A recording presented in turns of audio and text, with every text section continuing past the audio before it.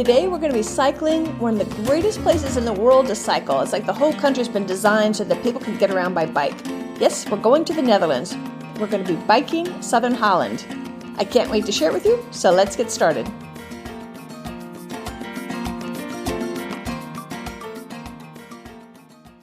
Welcome to the Active Travel Adventures podcast. I'm your host, Kit Parks. I'm super excited to share with you Charlotte's experience on biking Southern Holland with my affiliate, Boat Bike Tours.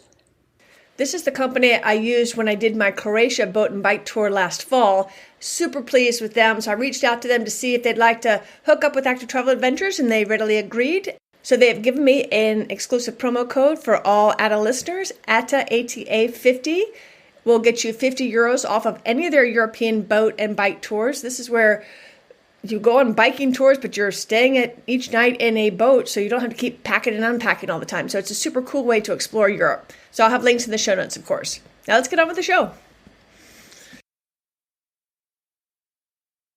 So I've asked Charlotte to come on the show today to tell us about a bike and boat trip that she did to Southern Holland. Welcome to the program, Charlotte. Thanks for coming on. It's my pleasure to be here, Kit. How are you this morning? I'm doing great. And I like to ask people a little bit about themselves before we get started so they know who we're talking to see, does that fit into something like they think they can do? So do you mind telling us a little bit about yourself? Sure. I just turned 70. I live in an area where we have a really nice bike trail. We do kayaking, hiking. We've always enjoyed skiing in the wintertime, so that's our level. Certainly not super athletes or anything, just recreational. Cool. And it's unusual for people to actually take active vacations. It sounds like you and your husband are quite active. What led you to first get into adventure travel? It's just a continuation of how we like to live, and we're at our age, we're mindful that we don't know how long we have the opportunity, so we want to get in as much as we can while it's enjoyable. And that's exactly the advice my parents always told me. They said, go while you can, while your body can do it, because if you wait till you have the time and the money, you may not have the body anymore. So that's super great advice. So today we're talking about actually a bike and boat tour with a company called Boat Bike Tours, one of my affiliates, and you've actually taken 11 trips with them. So obviously you're a fan. Oh, absolutely.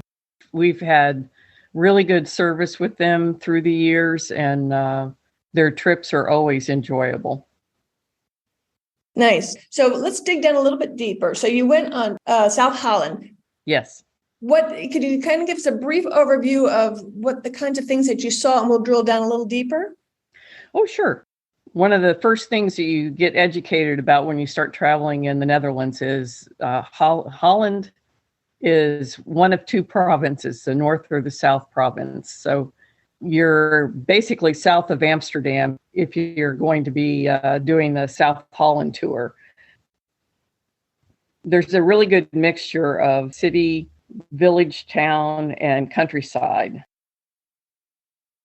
One of our favorite things is you would arrive in a village or a small town on market day, and everything is out, cheeses and sausages and teas and coffees, and we thoroughly enjoy that sort of thing. And it's pretty flat too, so this isn't a difficult biking trip. Am I right in that? Absolutely. For the most part, the only elevation change you're going to run into in the Netherlands is going up and over a bridge or down and back up a tunnel. The rest of the time, it's going to be flat. But that is somewhat deceptive because it's so flat, when the wind starts, you can have some fierce headwinds.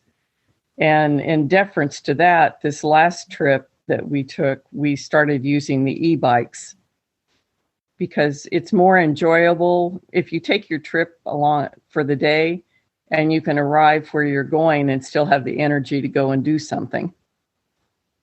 That's great advice. In fact, it was bike boat tours that I went with when I did my Croatia trip, and I also opted for the e-bike, and I'm thrilled with that choice. It gives you the choice. Yes, and I'm jealous of that trip. I'm going to have to put that one on my list.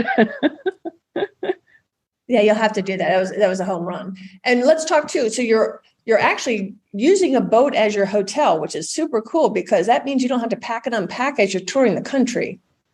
It's excellent. As you know from your own experience, you unpack into your room and you have to make some concessions it's not a big grand room, but it will easily take care of you for a week or so while you're traveling with them. It's comfortable. I thought we had more storage than I was expecting, to be honest with you. Yeah, the little cubbyhole closet held a whole lot more than you would have thought. And sometimes the beds are high enough off the floor that you can shove your suitcase underneath it. Yeah, that's what I found. So Jenny used the closet and I used under my bed because my suitcase opened up. So it was like having a huge drawer under my bed. So that worked out fine. And are they all en suite? Meaning, do they all have a private bathroom?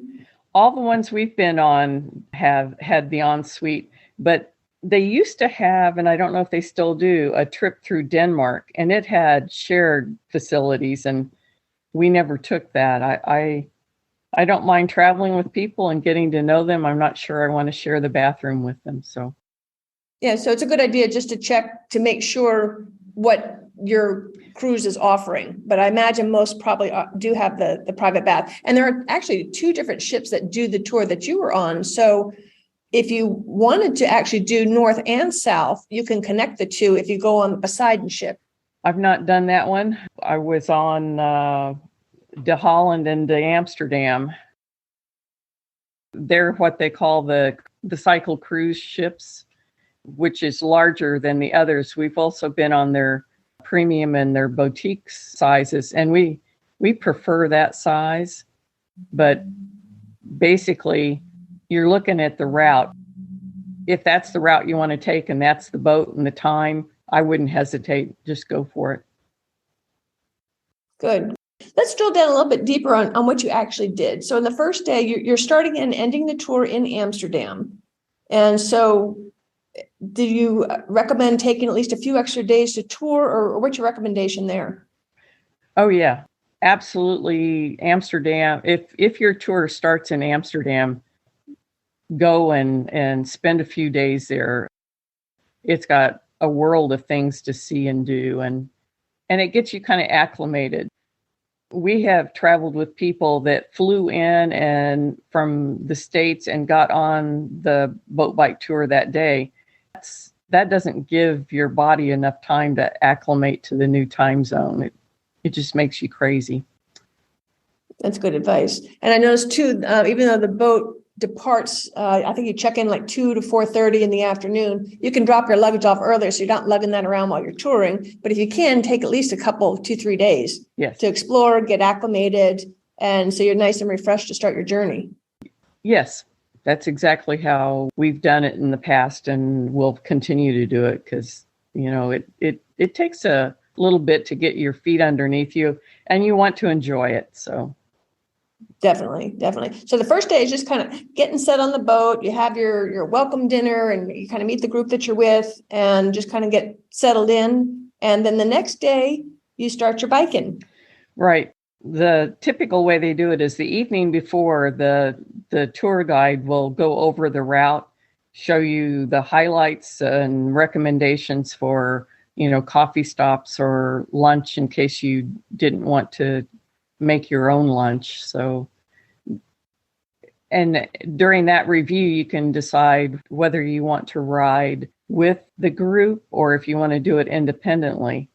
Even if you do it independently, you have support in case something should happen. So, the first 2 trips we took didn't offer anything but independence. So by the time we got to the 3rd one and they offered guided, that seemed odd to us.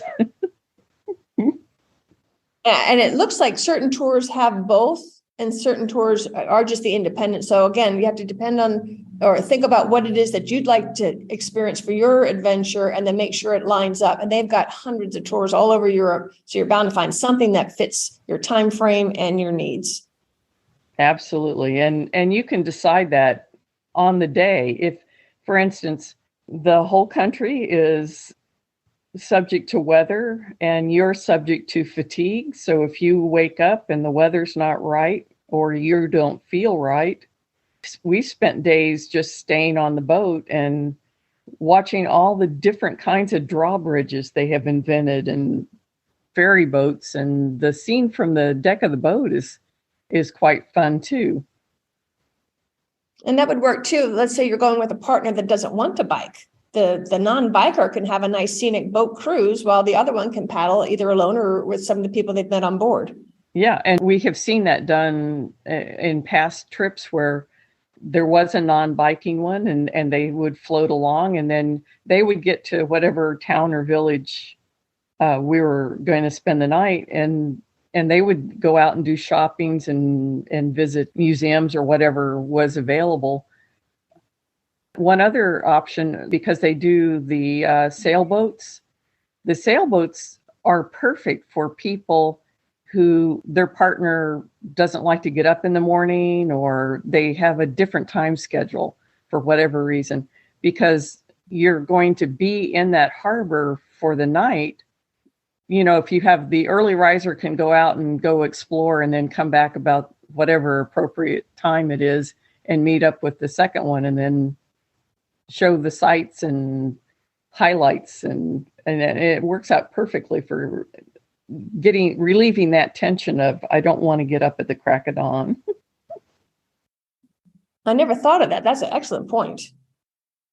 And I noticed too that on many days, if not most days, you have a choice of length of the biking. Sometimes it'll be like this day 2, you can either bike 16 miles or 25 miles. So you have a shorter route or a longer route, depending on how you feel that day, what the weather's like, et cetera. And that's kind of nice too. It gives you some flexibility. Oh, yeah. That kind of flexibility is wonderful. I've also seen them. We were on one trip and there was a couple that really wanted to visit this particular place. And they sat with them with the bike system map and mapped out the easiest way for them to get to that art gallery and then get back to the boat in plenty of time. So, yeah, it's very flexible. Right. And they give you maps. You have a GPS and app on your phone. And then, of course, you have the cell phone number of the guide who's out there on the trail itself of it there, that path that you're taking that day. So if you run into any complications, you get a flat tire, there's somebody you can call to get some help. Right. I've started taking a picture of the little whiteboard that they have out front with all the contacts. I take that photo with my phone, and that way if it happens, and a lot of times they'll put that information on the bottom of their daily trip ticket. So, yeah, and I would recommend getting WhatsApp. So even if you don't have a cell plan while you're traveling internationally, almost everybody outside the U.S. is using WhatsApp. And just go to a cafe, use the Wi-Fi, and you'll be able to reach whoever it is you need to reach. Absolutely. So cool. So the first day, it sounds like you're seeing castles and country homes and tea rooms and all that along the River Vecht. I'm going to mispronounce everything, as everyone knows. I can't pronounce squat. So my apologies to the Dutch. Yes. So tell us a little bit about some of the scenery you see. You start out in kind of a little village, and then you end up out in the countryside. You're going to see lots of bridges, cows, lots and lots of canals. There's a really great inn that's sitting on a canal that they recommended for the coffee break, and it was just gorgeous. So basically that first day you get used to the routine. They have a technician that will help you get the bike set up properly. If you have an e-bike, they'll go over how it works, and so that you know if you run into foggy weather, how do I turn my headlamp and back lamp on? And they'll set you up so you have the confidence to go down the road. And did you feel safe? Are you on roads or on special bike paths? I know it's a huge biking community, so I imagine they've got that pretty well set up. Can you describe that for us? Sure. It is special bike paths. I don't know what you've got up in your area of the U.S., but it is not that silly little slot on the side of a road that we call a bike path.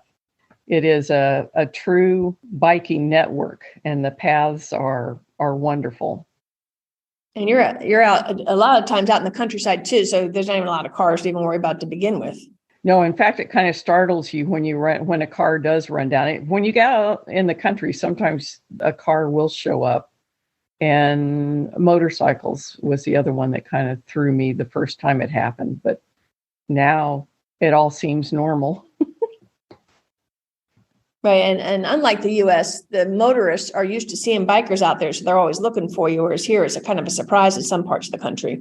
Yeah. Yes. They have just a fabulous network. And we were with a Canadian man, and when he saw the network, he went through the map, and he was going to strike out on his own after the sailboat trip. Very nice. So the first day sounds like a lot of fun scenery. You have a cathedral, you're seeing the canals and all that. The next day, you're actually seeing the blue pottery that they're so famous for. Can you talk a little bit about that? There's two things that happened that second day. We went to see Kinderdijk, which is the 19 windmills on the canals, and some of them are open for that you can visit.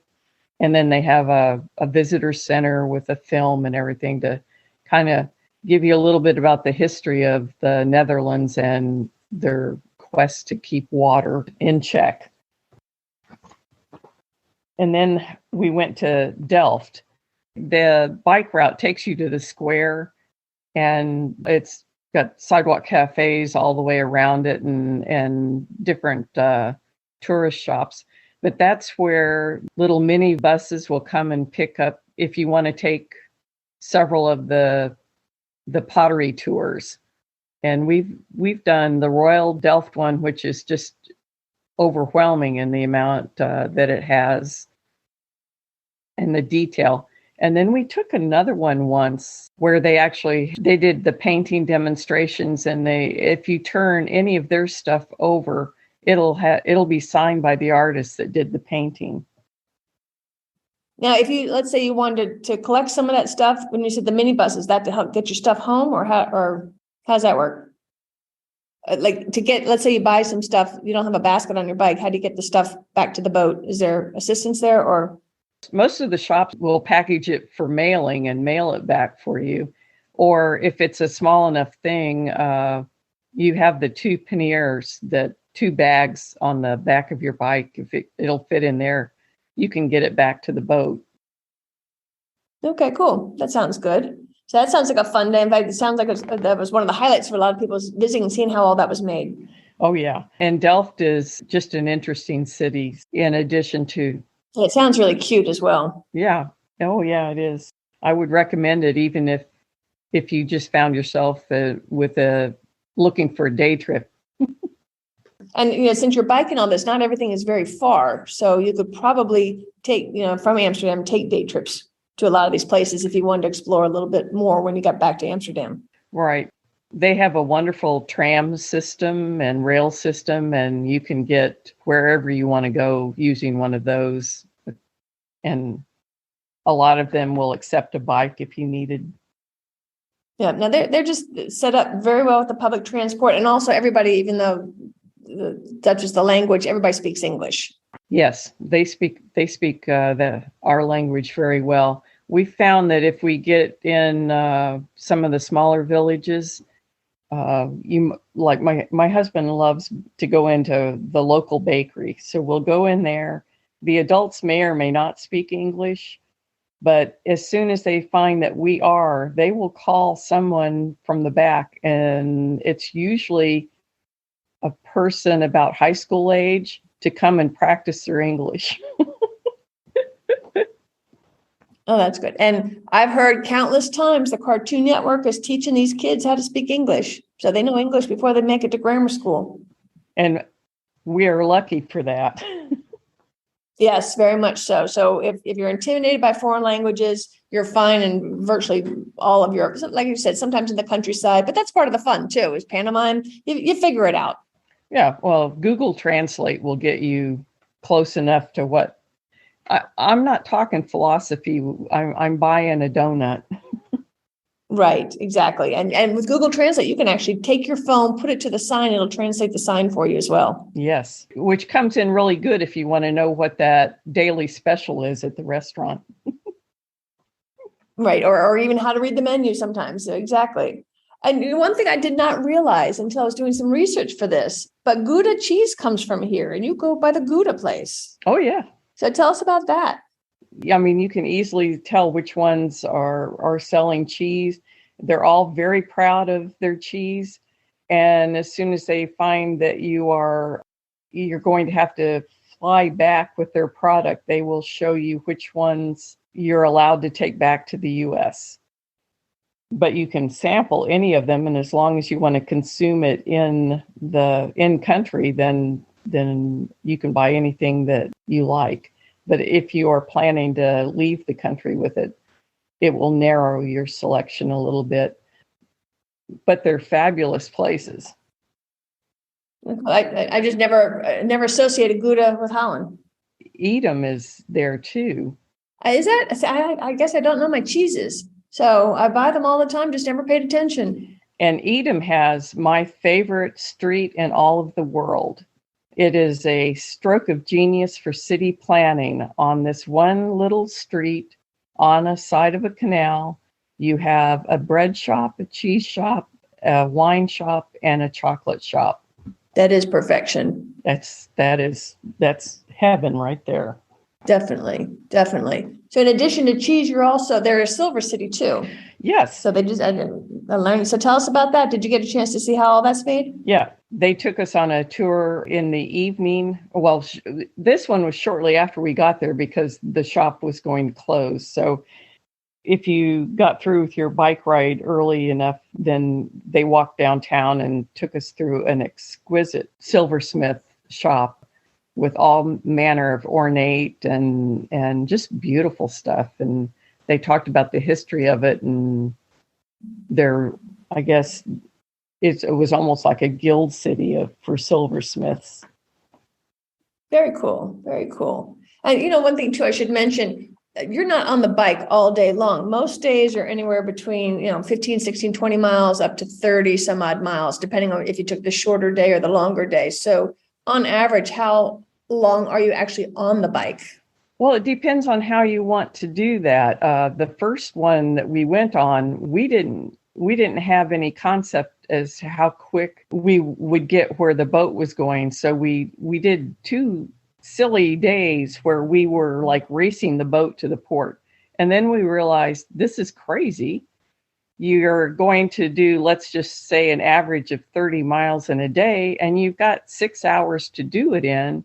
If you average 5 miles an hour, come on. So you have plenty of time to stop and have, a beverage, or if you see a museum that you would like to go into. We saw a random ships in a bottle museum, and you have time. You have time to stop and go through it and take your time. And all the ones we've gone, we've only arrived back at the ship right on deadline once, but the rest of the time we had a lovely day of visiting anything we wanted to and still get back to the boat on time. Great. So you don't feel pressure. No. Once you realize that they've allowed time for people to have leisure. This is their vacation. Yes. Yeah, definitely. Okay, cool.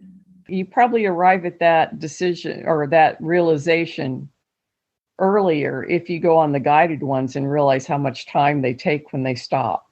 But like I said, the first 2 that we did we were on our own. So it took us a couple of days to realize that we didn't have to hurry. Right. And the guide can give you some idea too, particularly in this area where it's so flat. You can just look at the miles. I know that I normally bike at a leisurely pace of about 10 miles an hour. Yeah. So if I have an average of 5 miles to get there, I can stop a lot. And you should.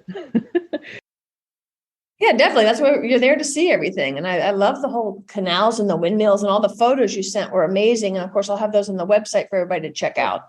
Well, the other thing that I've noticed is in the U.S., we have a rather large personal space that we expect. And over there, you have a lucky day and you come in and the town is having their market day. And there's a sidewalk cafe and you sit at a table for 4 and there's only 2 of you. When it fills up, somebody is going to come and ask you if they can sit in those seats. And it's a marvelous opportunity to talk to somebody. And we've enjoyed that as much as anything. Just I'll bet I would that as a solo traveler, I would love that. Yeah. So cool. And they don't think anything of it. I had an Australian friend that said they could always tell an American because they were trying to sit alone in a crowd. So don't be that person. So you do something interesting. I didn't have time to look up what it is. The Witch's Way House. What the heck is that? One of the ways that they determined whether a woman was a witch or not was how much she weighed. And the Witch's Way House was exactly what it says. They would weigh her, and if she was a certain weight, they would figure she was a witch. And it was are witches heavy or are they thin?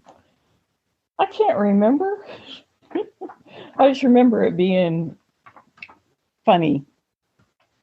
And then what would they do? Boil them or burn them or drown them or? Drown them. Drown them. Horrible. Well, that Witch's Way House sounds kind of interesting. I'll have to do some research and find out when they did that. I wonder if that's the same time we had the witch problem here in Salem. Well, that sounds fun. And they call the part of Holland that you were in the Green Heart. I guess you're seeing lots. The countryside's nice and green, and well, they got plenty of water. Right, which they control at a fascinating rate. Are you able to describe that at all? They had a devastating flood in the Netherlands, and they decided to do whatever it took to never have one again. And they embarked on this engineering feat that prevents flooding. And then they have from way back reclaimed land from the sea. They export their technology. You'll find like Singapore reclaims land.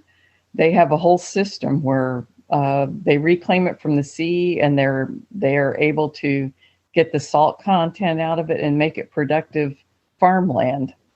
So you can visit their system at various places, and it's pretty amazing. That is pretty cool, because it sounds like on day 6 you're also seeing a lot more critters, I would say, because it looks like you're going through a national park where you'll see a lot of birds. You'll see the Scottish Highland cows. I didn't know they were there. Some Shetland ponies. So that sounds like a fun day. Can you tell us a little bit more about that? Well, that one gets a little different because in that little national park, there is some elevation changes because it's basically sand dunes. It's very green. We never saw the Shetland ponies, but we saw the Scottish Highland cows. There was also a place where you could park and climb this enormous stairway up to the top to have an overview, and you see all this green. I mean, it's and trees. So it was a real nice change of pace, and then it ended up the North Sea. Very cool. And I have a note here too that if you time your tour for the end of March and into April, you can time it and take a little detour and go see the tulip exhibit, which is amazing. So you can see all the tulips in bloom. Oh, yes. Speaking of which, so what month did you end up going in? We went in September. Okay, that's probably a nice time because you won't have any crowds. It looks like the window to go is spring into September, mid-October would be the cutoff. Yes, yeah. They start them during the tulip season, and then they're done by early October. Even though we didn't get to see tulips, there are vast flower fields in those regions of North Holland province. So you still get to stand and see them. Very nice. And on your last day of biking, you see some more windmills, an old Dutch village, and it looks like some of the traditional wooden houses and cheese farms and all that. Can you talk a little bit about that day? Oh, yeah. Actually, in the Netherlands, they have these open air museums, and Zaanse Schans is one of those museums. And this one is unique in that all of the windmills are operational. They serve all these different purposes. One of them The cat, it's a paint mill. When museums are restoring old masters, they contract with this mill because they make the paints the same way that the masters did when the masters were painting. They keep that technology. There's also an oil one where they grind peanuts, almonds. There's a lumber mill. Back in the day, they would float trees down the Rhine River and to this windmill and then float them up and process them and stack it out. So, and you can watch a wooden shoe, how they make the wooden shoes. And those open air museums there's several of them scattered across the country. And that one is one of our favorites. So we've talked about what we did on the boat and bike tour, and let's talk a little bit more about some of the day-to-day things, like something really important to me, food. Like you eat breakfast and dinner on the boat, and then you can pack a lunch. Tell us a little bit about the food, what kind of things you ate, the quality, etc. Well, on this particular tour, they had a themed breakfast every morning. We had a French breakfast one morning. We had German breakfast, American breakfast. They did a nice job of making it kind of interesting and changing it up a little bit. It was really good. And I think if you've ever taken a quick peek into their kitchen, the fact that they put out such nice things is amazing. I'll give you an example. The Monday morning breakfast was called German breakfast, and it had ham and black bread, rucola, tomato, and then fresh fruit salad with yogurt or muesli. And then in the evening, you would have your choice of main courses. The starters and the dessert was the same, but there was, for that night, there was a beef dish, a Hungarian goulash, fish dish, and there's always a vegetarian possibility. And then a chocolate mousse for dessert. So they feed you very well. And when you come in from your bike ride, there's always a little treat of some sort, usually cake or a cookie and tea or an adult beverage, if you like. Very nice. And as I recall, too, at least on my Croatia trip, we had some gluten intolerant people and such like that. So they can't accommodate if you just kind of give them a heads up. They did do their best to work with people with allergies, et cetera. Yes, they do. And that's explained during the booking process. Some of them require an extra charge, but some of them do not. So read through it, and if it applies to you, they can accommodate. No, cool. And at least if Croatia is any indication, there was enough varieties, so no matter what your taste buds were, you could find something that you would enjoy for your meal. Absolutely. Well, we've never had any problem with the food.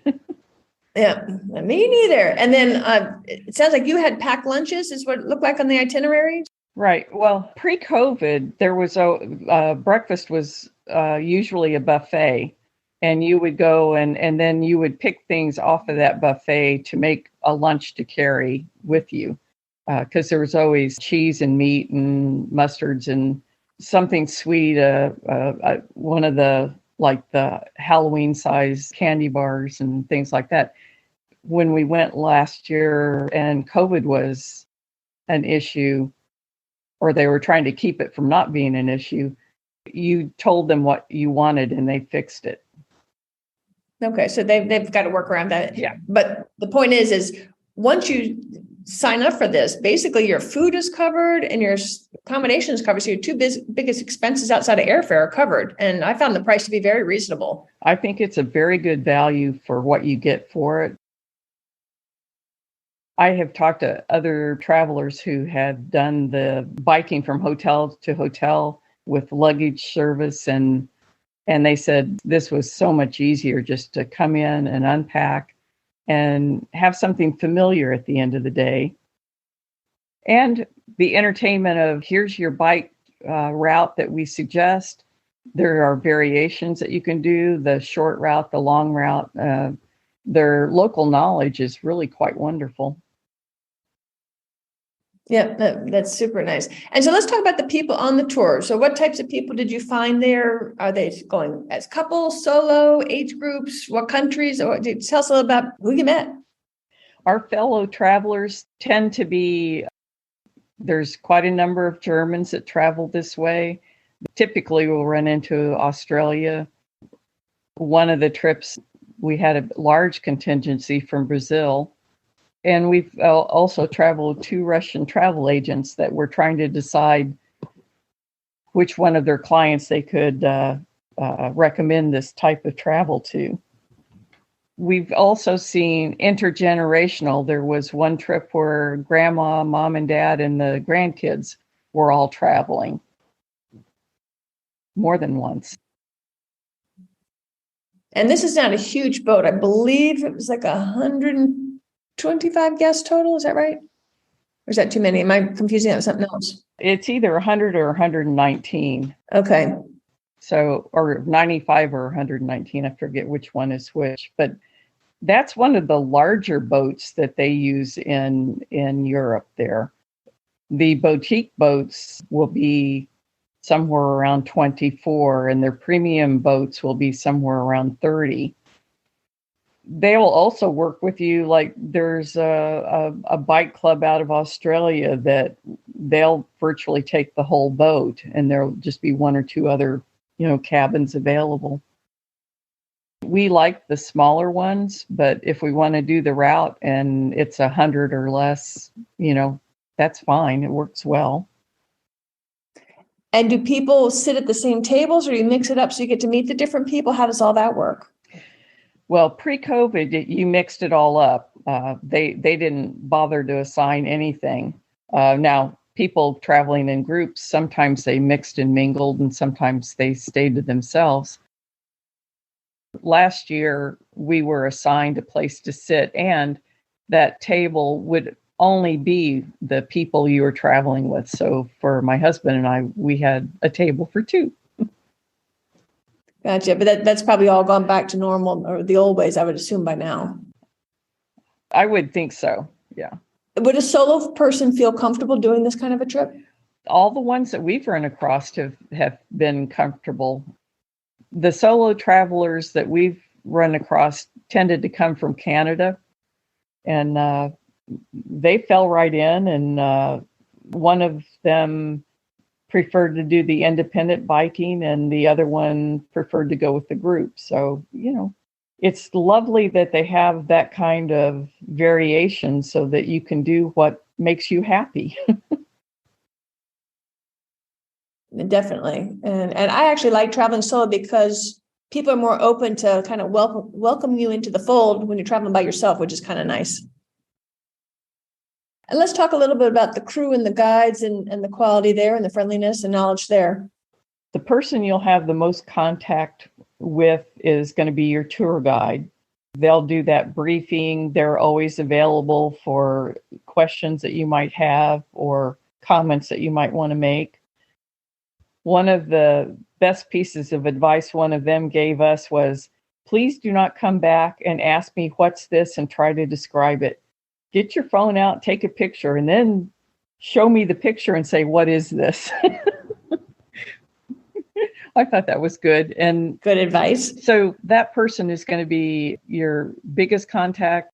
Then there will be the mates that some will take your bikes on and off the boat for you. And the cook and the server. On the small boats, there might be a crew of 4. You'll know all of them. And we've got, over the years, there's 2 cooks that if we walk on board and they're on board, we know we're eating well. Nice. And let's talk about the ships themselves. Do you have, like, you're not just stuck in your cabin. So you obviously have a dining hall. You've got your cabin. What are some of the other areas that a typical ship would have, and in particular the ship on this boat, on this tour? They have an open sun deck. Part of it'll be covered. Part of it'll be open. You have the bar area, the salon, the dining. So it can accommodate quite a number of people and yet have enough space to gather everybody together for the briefings. And So you can scatter out or you can group up. It's made for both of them. Are there any, and I just want to mention too about the weather. I was surprised. I thought it would get really cold in the winter, but they have actually pretty moderate weather. It must be the seas moderating somehow. It very rarely gets to freezing. And at the end of March, the high is like 50. Around middle of summer, it's around 70 degrees, going down to just below 60. So it's got pretty good temperature their whole sailing season. Right. I saw a T-shirt once on my travels, and it said, there is no bad weather. There is simply bad gear. And you really do need to have rain gear, quality rain gear, because it's a place here on Earth and it has weather. Definitely. And it looks like you have about a 30% chance of rain every day, which is typical of a lot of summer locations. So definitely the rain gear. I would probably still say a thermal too, a puffy jacket. Dress in layers. You'll start out in the morning around 9:00, and it may be a little chilly there, and then the sun will come out, and you'll be stuffing some of those jackets down into your pannier, and by the time you get back to the boat, you may just be in shirt sleeves. A windbreaker is ideal. We have a fleece vest and then a windbreaker, and then we have a puffy jacket, and some variation of that is going to be appropriate for our day. And then on days where it's threatening, we put our rain gear in. I tend to always bring the rain gear just in case, because just in case. Doesn't weigh much. Particularly if you have the e-bike, you're not going to feel it anyway. And one thing you have to remember too is the sun during the summer is up a long time. It doesn't go down to about 10 o'clock at night. Yeah. It's being so far up north. So you gave us some tips on what to wear. Any other practical tips or advice that you can give us? I mean, you're an expert on these boat bike tours. Pack light for the most part. This is going to be casual. And in Croatia, we brought our own helmets. Is that the same on these other tours? Here you have biking clothes, you have bike shorts and all that stuff. They have that there too, but it's used by people who are practicing for that sort of thing. They bike everywhere all day in street clothes. So if you're there in the summertime and you have a cute little sundress, wear it. You don't have to wear bike clothes or anything. And you're not required in the Netherlands to wear a helmet, although many people do. And then I also bought a padded bike seat just to be in the safe side, because I was more worried about my bottom. We had one day that was a long day, and I didn't need it, but it was nice to have that little extra comfort. And then I just left that behind for the next guest or whatever. We did the Danube tour, and the only country that required it was Slovakia. And we brought our own. Now, they, unless it's changed, they have a limited amount that you could rent, but it's easy enough to take your own, I think. And I use a gel seat here just doing recreational stuff. So, yes, I take my gel seat with me. Now, I just we're kind of running out of time, but I wanted to ask you, of all the trips that you've taken with boat bike tours, what are some of your favorites that you can recommend? Oh, that's like asking which one of my kids is my favorite. Definitely. And do you have one planned? My favorite one is probably the one we'll take next. I have had my eye on the Amsterdam to Maastricht one for a long time. I had it booked once and we had to cancel, and I had booked it a second time and they had to cancel. So Amsterdam to Bruges or Brussels to Bruges has always been a good one for us. And the island hopping, just because it was different. And I don't even know where the Frisian Sea is. Where's that? North. It's the sea to the northeast, I think. And what country is it technically? Oh, it's all the Netherlands. It's still the Netherlands, yeah. Yeah. You've gone all over the place. Yes. I mean, 11 boat bike tours. That's a lot. That's pretty impressive and shows that you're really into these. Any other things that you would like to share with us about doing a biking and boating tour? I recommend this particular company because, as I noted, we are older and sometimes you have health issues that cause you to have to cancel. They've always, the one time we had to cancel, they were wonderful to deal with. They held our funds for for as a credit against the next trip. When they've had to cancel for whatever reason, they've worked with us to find a different tour for the same time frame. And one of the things you do need to realize is this is the routes that they plan, but the weather and the wind can change that. And you kind of need to be flexible in your thoughts on that and kind of roll with it, because they will come up with an alternative that they can do. And if you can enjoy that sort of thing, then you'll enjoy this. Right. And they're doing that for your own good. I think we did that in Croatia. They flipped a couple of days because the winds were going to be funny or else there was something special they wanted us to have better weather for. So they know. So you're taking advantage of that local knowledge. Yes. And I don't want to be in the wrong spot in the wrong place. And they're looking at the weather. But I was really impressed on the northern tour. They had to do it involved 2 days of changing things up and we didn't get to do the things that were on the tour, but what we did was fun. Right, definitely. Yeah, so that's one of the advantages of going with somebody local on the ground. Yes. Don't forget that Boat Bike Tours is one of my new affiliates, and so you can save €50 off of any of their European tours by using the promo code exclusive to Active Travel Adventure listeners, ATA50, ATA50 will get you €50 off of any of their tours. You're sure to drool when you look through their website. I'll have a link to that in the show notes, of course, and I encourage you to visit them and check out all the fantastic boat and bike touring destinations they have, both guided and self-guided, all over Europe. Super great company. Glad to have them on board.